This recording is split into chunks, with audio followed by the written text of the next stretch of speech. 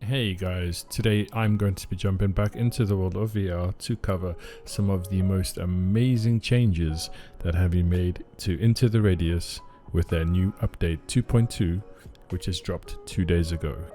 But before we get into it, please consider liking and subscribing to my channel. It would really help me out and you'll be able to keep up to date with more content just like this.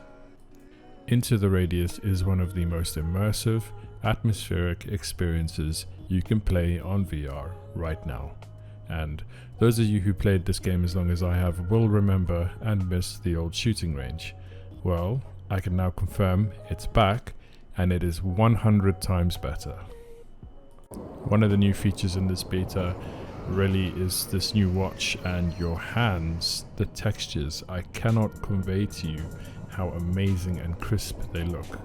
It looks great. So the range is just over here. So when you first get here, there's going to be 2 tutorial missions for you to complete. They're really simple and they give you small rewards. But let's skip all of that and let's jump straight into the gun range. And here we are.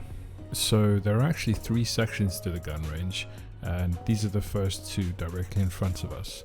Dotted around the place you'll find extra guns and ammunition, so some of these guns you will have not unlocked, which will be useful because just behind me here is the item spawner, and the item spawner will only allow you to spawn guns which you have unlocked in the game already. That is with the exception of the guns that you can find lying around. So I'm just going to get myself a little M4 over here, just so you know everything is obviously free, so you can spawn to your heart's content. Now, as well as overhauling a lot of the sounds in the game, they've finally made the chambering of the rounds smooth and realistic. And this is something which really added a lot of immersion for me. You can see the round in the chamber, you can pull it back and forth. This is something that H3 VR has had for a long time. And H3 VR, they are the pinnacle of realism when it comes to VR firearms. Now throughout the shooting range you will have a bunch of metal plinkers. You'll also have cardboard cutouts.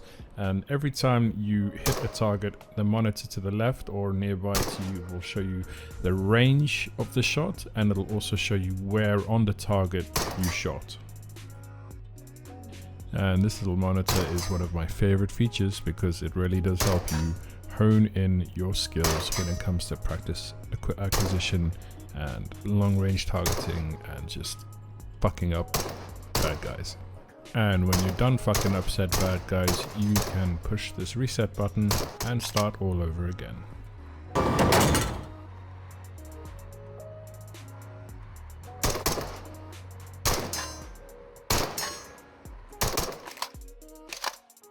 And now onto probably one of my most favorite parts of the shooting range.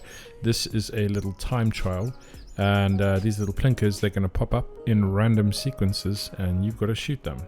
And you can just try and beat your time before that and beat your time before that, and I think it's excellent practice.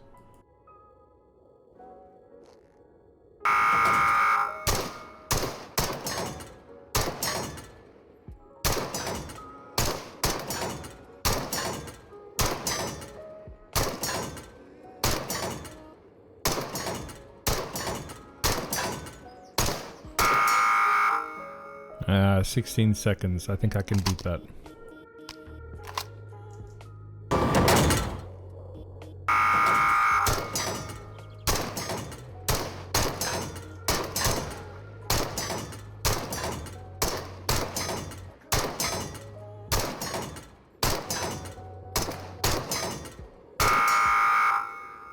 Alright, 14 seconds. Much better. Why don't you guys give it a go and see if you can beat my score. Comments below. Pixar didn't happen.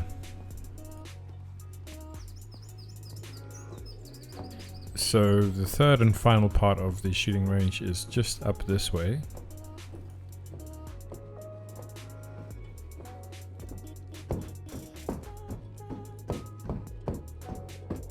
And below us here is the kill house, which I will cover in the next video, so do check that out. And the third and final part of the shooting range is this shooting point, which will have much longer range shots. The shots are all the way across the room.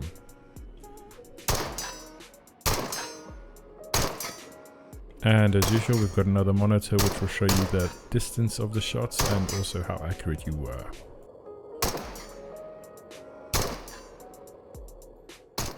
Now, as I mentioned before, there are some guns dotted around that you haven't unlocked, or you most likely haven't unlocked. So to my right is the Tiger or the SVD.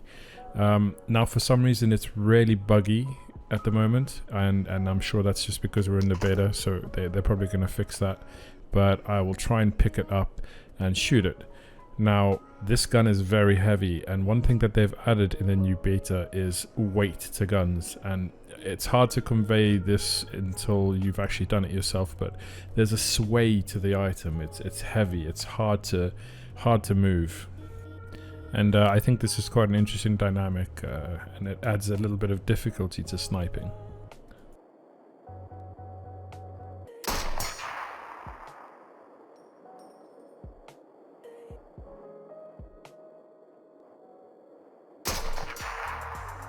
I think they've done an amazing job with this shooting range, and stay tuned for the next video, guys, because I will be covering the kill house.